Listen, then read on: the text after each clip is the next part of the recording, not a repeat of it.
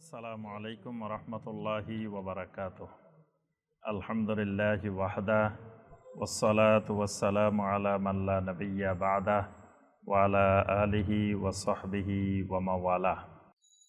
আজকে আমরা সিরাতের আলোচনায় আমাদের ধারাবাহিক সিরাতে রাহমাতুল লিল আলামিন এই প্রোগ্রামের ইতিপূর্বে আমরা 4 দিন 2টি করে 8টি পর্ব আমরা আলোচনা করেছি। আজকে সিরাতের উপরে 9ম এবং 10ম পর্বের আলোচনা হবে ইনশাআল্লাহ। 9ম পর্বে আমরা আলোচনা করব বাদউ নুজুলুল ওহী, নবী সাল্লাল্লাহু আলাইহি ওয়াসাল্লামের ওহী নাজিলের সূচনা, ওহী নাজিলটা কিভাবে হয় এই বিষয়ের উপর আমরা 9ম পর্বে আলোচনা করব। আর 10ম পর্বে আমরা আলোচনা করব আদ-দাওয়া আস-সিররিয়্যা, অর্থাৎ নবুয়ত পাওয়ার পরে নবী সাল্লাল্লাহু আলাইহি ওয়াসাল্লাম 3 বছর গোপনে গোপনে দাওয়াত দিয়েছিলেন। নবী সাল্লাল্লাহু আলাইহি ওয়াসাল্লামের দাওয়াতি জীবনের এই 3 বছর, যে 3 বছর নবী সাল্লাল্লাহু আলাইহি ওয়াসাল্লাম গোপনে দাওয়াত পেশ করেছেন, প্রকাশ্যে দাওয়াত দেওয়ার আগ পর্যন্ত আমাদের আজকের আলোচনার বিষয় ইনশাআল্লাহ।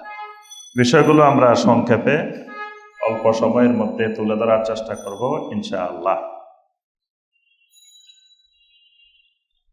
নবী সাল্লাল্লাহু আলাইহি ওয়াসাল্লামের বয়স যখন 35 পার হয়, 40-এর কাছাকাছি হয়ে আসছে, তখন এমন কিছু লক্ষণ, এমন কিছু আলামত প্রকাশ পাচ্ছিল, যেই লক্ষণগুলোর মাধ্যমে, আলামতগুলোর মাধ্যমে বোঝা যাচ্ছিল যে পৃথিবীতে একজন আল্লাহ রাব্বুল আলামিনের পক্ষ থেকে নবী বা রাসূল আসতেছেন।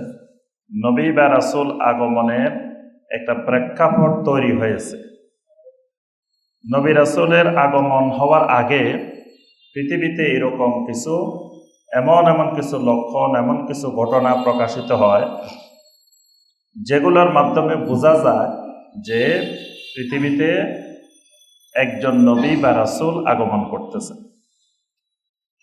ওই সময়ে ইহুদিরা বুঝতে পারতেছিল যে এখন সেই ইব্রাহিম আলাইহিস সালাম যে নবীর জন্য দোয়া করেছিলেন, যেই নবীর জন্য আল্লাহ তাআলার কাছে কাবাঘর তৈরির পরে দোয়া করছিলেন, রব্বানা ওয়াবআস ফীহিম রাসূলাম মিনহুম, ওই রাসূল বর্তমানে আসতেছে, আসার সময় নিকটবর্তী হয়ে গেছে।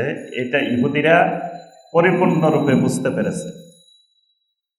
এজন্য সালমান আল ফারসি রাদিয়াল্লাহু তাআলা আনহু তিনি বর্ণনা করেছেন যে আমি যখন পারস্যে বিভিন্ন গির্জাতে, বিভিন্ন ইহুদিদের ধর্মীয় উপাসনালয়গুলোতে যেতাম, তখন ইহুদি আলেমগণ, ইহুদি পণ্ডিতগণ বলা বলি করত যে আমাদের তাওরাতে বর্ণিত, ইনজিলে বর্ণিত ওই নবী মুহাম্মদ সাল্লাল্লাহু আলাইহি ওয়াসাল্লাম তিনি আসার সময় হয়ে গেছে।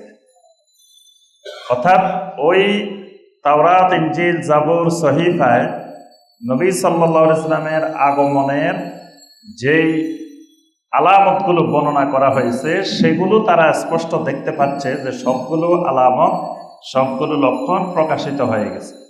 সুতরাং এখন যে কোনো সময় আল্লাহর এই নবী পৃথিবীতে চলে আসবেন, এটা ইহুদিরা ভালো করে বুঝতে পেরেছে। এজন্য ইহুদিরা তাদের অনুসারীদেরকে বলা বলি করতেছিল যে সেই শেষ নবী, তাওরাত ইনজিলের বর্ণিত নবী কিছুদিনের মধ্যে আত্মপ্রকাশ ঘটবে।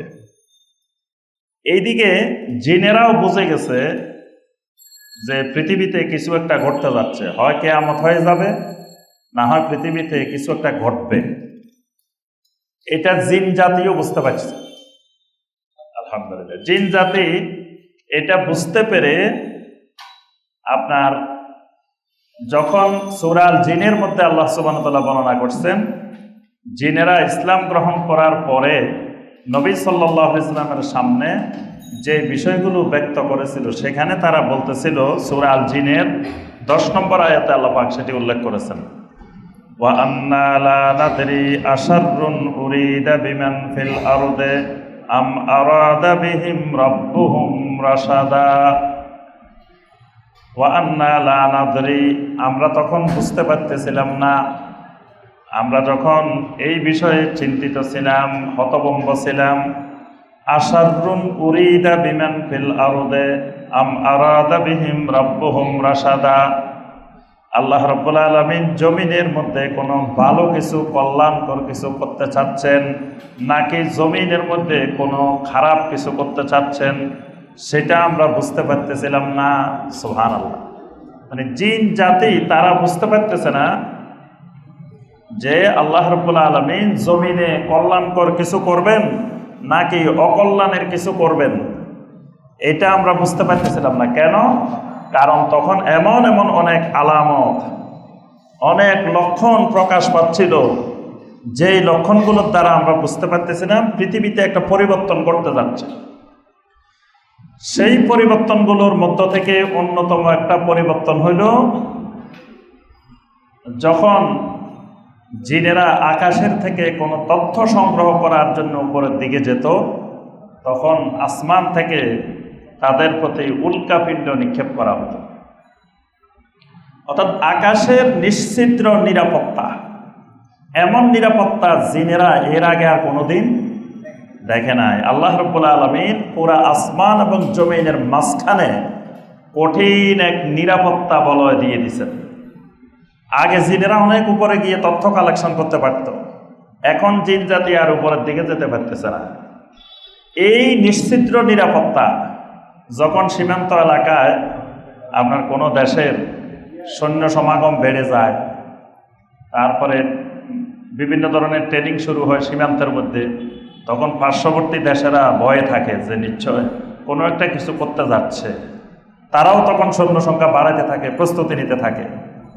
এখন আল্লাহ রাব্বুল আলামিন আসমান আর জমিনের সীমানার মধ্যে এমন কঠিন নিরাপত্তা বলয় তৈরি করলেন, জিনেরা উপরের দিকে গিয়ে নিরাশ হয়ে ফিরে আসতেছে। এই জন্য জিনেরা বলতেছে যে আমাদের আশঙ্কা হচ্ছে যে মনে হয় পৃথিবীতে কিছু একটা ঘটতে যাচ্ছে, হয় ভালো কিছু ঘটবে অথবা খারাপ কিছু ঘটতে পারে পৃথিবীতে, না হয় এই নিরাপত্তা বলে তো আমরা আর কোনোদিন দেখিনি। আল্লাহ রাব্বুল আলামিন জমিনে যেমন লক্ষণগুলো প্রকাশ করে দিয়েছেন, ঠিক আকাশ মণ্ডলীকেও আল্লাহ রাব্বুল আলামিন নবী সাল্লাল্লাহু আলাইহি ওয়াসাল্লামের আগমনের জন্য প্রস্তুত করে নিয়েছেন। সুবহানাল্লাহ।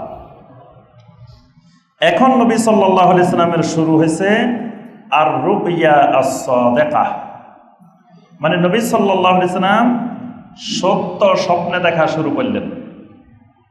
এই জন্য আম্মাজান আয়েশা রাদিয়াল্লাহু তাআলা বর্ণনা করেছেন, আউয়ালু মা বুদিয়া বিহি রাসূলুল্লাহ সাল্লাল্লাহু আলাইহি ওয়াসাল্লাম মিনাল ওয়াহয়ি আর-রুয়া আস-সাদিকা ফিন নাওম। নবী সাল্লাল্লাহু আলাইহি ওয়াসাল্লামের সর্বপ্রথম ওহীর সূচনা হয়েছে ঘুমের মধ্যে সত্য স্বপ্ন দেখার মাধ্যমে। সত্য স্বপ্ন দেখার মাধ্যমে নবী সাল্লাল্লাহু আলাইহি ওয়াসাল্লামের ওহীর সূচনা। এটা নবুয়তের আগে। নবী সাল্লাল্লাহু আলাইহি ওয়াসাল্লাম রাত্রে যেটা স্বপ্নে দেখতেন, দিনের বেলায় মেসলা ফালাকে সুবহে, মানে দিবালোকের ন্যায় স্পষ্ট দিনের বেলায় তা দেখতে পারতেন।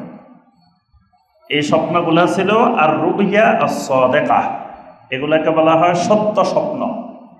নবী সাল্লাল্লাহু আলাইহি ওয়াসাল্লাম এরকম ঘন ঘন স্বপ্ন দেখতেন রাত্রে 6 মাস ব্যাপী, আর দিনের বেলায় ওই স্বপ্নটার বাস্তবায়ন দেখতে পেতেন। এটা নবী সাল্লাল্লাহু আলাইহি ওয়াসাল্লামের আগে ছিল না। এই বয়সের 40 বছর পর্যন্ত আগে কখনো এরকম ঘটে নাই। অর্থাৎ নবী সাল্লাল্লাহু আলাইহি ওয়াসাল্লামের ওহীর আগমনের সূচনা হচ্ছে, এই সূচনাটা আল্লাহ রাব্বুল আলামিন করেছেন আর রুইয়া আস-সাদিকাহ, সত্য স্বপ্নের মাধ্যমে। সুবহানাল্লাহ। এখন সত্য স্বপ্ন দেখতে দেখতে এরপরে নবী সাল্লাল্লাহু আলাইহি ওয়াসাল্লামের কাছে আপনার প্রিয় হয়ে গেল ওয়া হুব্বিবা ইলাইহিল খালা। এখন নির্জনতা, একাকিত্ব, এটা নবী সাল্লাল্লাহু আলাইহি ওয়াসাল্লামের কাছে পছন্দনীয় মনে হচ্ছে। মানে জনসমাগমের ভিতরে না থেকে একাকী সময় কাটানোটা, এটা নবী সাল্লাল্লাহু আলাইহি ওয়াসাল্লামের কাছে পছন্দনীয় হলো। এখন এই একাকী সময়টা কেমনে কাটাবেন, কোথায় কাটাবেন? আল্লাহ রসুল সাল্লাল্লাহু আলাইহি ওয়াসাল্লাম ঠিক করলেন এটার জন্য জাবালে নূরকে, এই একাকিত্বের সময় কাটানোর জন্য জাবালে নূরকে ঠিক করলেন। জাবালে নূরটা জাবালে নূরের গারে হেরা। আমরা গতকাল তাফসীরে বলছিলাম যে কাহাফ আর গার। কাহাফ হলো বড় গুহা, গার হলো ছোট্ট একটা গুহা।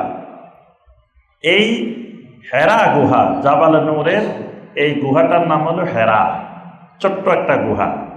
যারা উপরে উঠছেন, এটা জমিন থেকে 634 মিটার, আপনার নিচের থেকে সমতল থেকে এই গারে হেরার উচ্চতা 634 মিটার। তো এটা উঠতে প্রায় আপনার 2 ঘন্টা, 1.5 ঘন্টা, 2 ঘন্টা, 2.5 ঘন্টা সময় লাগে। মানে এক টানা তো উঠা যায় না, আস্তে আস্তে আস্তে আস্তে করে এবং ঘুরে ঘুরে বিভিন্ন দিক দিয়ে উঠতে হয়। আল্লাহ রসুল সাল্লাল্লাহু আলাইহি ওয়াসাল্লাম এই জাবালে নূরকে বেছে নিলেন এই একাকিত্বের জন্য, নির্জনতার জন্য।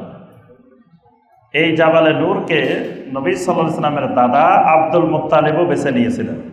আব্দুল মুত্তালিবও এই গারে হেরার মধ্যে বসে বসে ইবাদত করতেন এবং এই ইবাদতটার নাম হলো তাহান্নুস। এই ইবাদতের নাম তাহান্নুস, এটা ধ্যান না। এটাকে মেডিটেশনওয়ালারা, বিভিন্ন দিন এলাহি, নতুন নতুন ধর্ম যারা বানায়, তারা নবী সাল্লাল্লাহু আলাইহি ওয়াসাল্লামের এই নির্জনতাটাকে তারা বানায় নিছে ধ্যান। কিন্তু নবী সাল্লাল্লাহু আলাইহি ওয়াসাল্লাম এই সময় ধ্যান করেন নাই।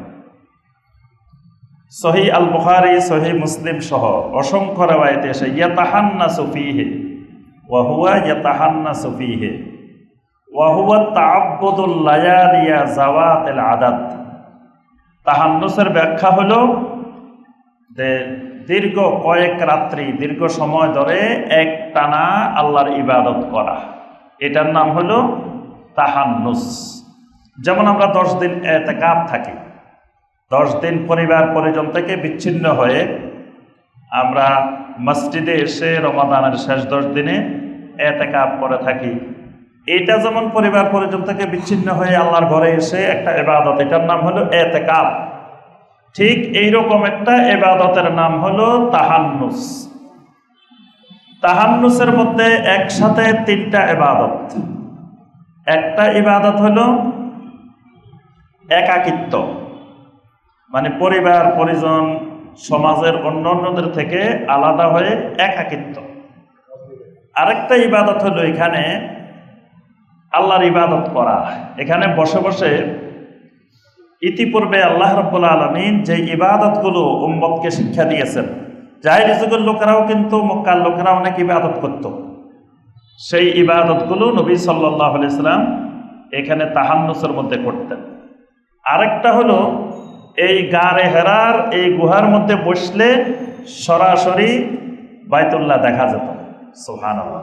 মানে ওখানে বসলে ওই গুহার মধ্যে একেবারে আল্লাহর ঘরটা সরাসরি সামনে দেখা যায়।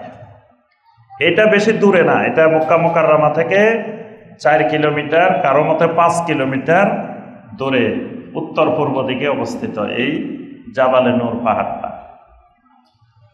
এই পাহাড়ের উপরে গারে হেরার মধ্যে আল্লাহ রসুল সাল্লাল্লাহু আলাইহি ওয়াসাল্লাম তাহান্নুস করা শুরু করে দিলেন। একসাথে কিছু খাবার নিয়ে যেতেন, কিছু ছাতু নিয়ে যেতেন, কিছু খেজুর নিয়ে যেতেন, কিছু পানি নিয়ে যেতেন। নিয়ে গারে হেরার মধ্যে উঠে একটানা কয়েকদিন থাকতেন এবং এটাকে ওই জাহেলি যুগের লোকেরা এই ইবাদতটা করতো তাহান্নুস, এবং তারা বলতো তাহান্নুস মিনাল ইবাদাতিল ইব্রাহিমিয়া, এটা ইব্রাহিম আলাইহিস সালামের ইবাদত। এটা পরবর্তীতে আল্লাহ রাব্বুল আলামিন এই তাহান্নুসকে পরিবর্তন করে দিয়েছেন। মানে এই তাহান্নুসটা এই উম্মতের জন্য তাহাজ্জুদে পরিণত হয়েছে। এটা ভালো করে মনে রাখবেন। নবী সাল্লাল্লাহু আলাইহি ওয়াসাল্লাম নবুয়তের আগে করতেন তাহান্নুস, নবুয়তের পরে করতেন তাহাজ্জুদ। এই তাহান্নুসটাকে আল্লাহ রাব্বুল আলামিন তাহাজ্জুদে আপনার পরিবর্তন করে দিয়েছেন। এই জন্য নবুয়তের পরে 1 বছর নবী সাল্লাল্লাহু আলাইহি ওয়াসাল্লামের জন্য এবং ঈমানদারদের জন্য তাহাজ্জুদের নামাজ ফরজ ছিল। এক বছর সবার জন্য কি ছিল? ফরজ ছিল। নবী সাল্লাল্লাহু আলাইহি ওয়াসাল্লামের জন্য ফরজ, সাহাবীদের জন্য ফরজ। আল্লাহ রাব্বুল আলামিন সূরা আল মুজাম্মিল নাজিল করে তাহাজ্জুদকে ফরজ করে দিয়েছেন। ইয়া আইয়ুহাল মুজাম্মিল কুমিল লাইলা ইল্লা কলিলা নিসফাহু আও ইনকুস মিনহু আও জিদ আলাইহি ওয়ারাত্তিলিল কুরআনা তারতিলা। সুবহানাল্লাহ। এখানে আল্লাহ রাব্বুল আলামিন তাহাজ্জুদকে, কিয়ামুল লাইলকে আল্লাহ পাক ফরজ করে দিয়েছেন। এই এক বছর সাহাবায়ে কেরাম তাহাজ্জুদ আদায় করতে করতে সারা রাত, সাহাবায়ে কেরামের চোখগুলা হলুদ বর্ণ হয়ে গেছে, পাগুলা এরকম ফুলে ফুলে গেছে, শরীরের অসুস্থতা দেখা দিয়েছে। সূরা আল মুজাম্মিলের শেষ আয়াতে আল্লাহ পাক বলছেন, ইন্না রাব্বাকা ইয়ালামু আন্নাকা তাকুমু আদনা মিন সুলুসাইল লাইলি ওয়া নিসফাহু ওয়া সুলুসাহু ওয়া তাইফাতুম মিনাল্লাযীনা মা'আক। আপনার রব ভালো করে জানেন আপনি এবং আপনার সাথে একদল ইমানদার, সুবহানাল্লাহ, আপনার সাথে তাইফাতুম মিনাল্লাযীনা মা'আক, আপনার সাথে কয়েকজন ক্ষুদ্র ইমানদারের একটা দল এই রাত্রির 2/3, রাত্রির অর্ধেক, রাত্রির 1/3 আমার সামনে, আমি আল্লাহর সামনে দাঁড়িয়ে আছেন। আমি আল্লাহ এটা জানি, আমার কাছে এটা জানা আছে। পরে আল্লাহ পাক এটাকে হালকা করে দিয়েছেন, ওয়া মিনাল লাইলি ফাতাহাজ্জাত বিহি নাফিলাতাল লাক। নবী সাল্লাল্লাহু আলাইহি ওয়াসাল্লামের জন্য এটা নাফিলা মানে ফরজ নির্ধারিত, কিন্তু অন্যদের জন্য এটা আল্লাহ পাক অতিরিক্ত করে দিয়েছেন। তবে কেউ যদি এই ইবাদত মানে তাহান্নুস করতে চায়, ওই নবী সাল্লাল্লাহু আলাইহি ওয়াসাল্লাম নবুয়তের আগে গারে হেরায় যেটা করছেন সেই একাকিত্ব, সেই খালোয়া, সেই তাহান্নুস কেউ যদি করতে চায় তার জন্য হলো তাহাজ্জুদ। এজন্য ইসলামে তাহাজ্জুদকে একটা গুরুত্বপূর্ণ ইবাদত হিসাবে নির্ধারণ করা হয়েছে। নবী সাল্লাল্লাহু আলাইহি ওয়াসাল্লাম বলেন, আফদালুস সলাতে বাদাস সলাতিল ফারিদা সলাতুল লাইল। ফরজ নামাজের পরে সবচেয়ে উত্তম সলাত হইল সলাতুল লাইল, রাত্রিকালীন সলাত মানে তাহাজ্জুদের সলাত, কিয়ামুল লাইল। এটা হলো সবচাইতে আফদাল সলাত।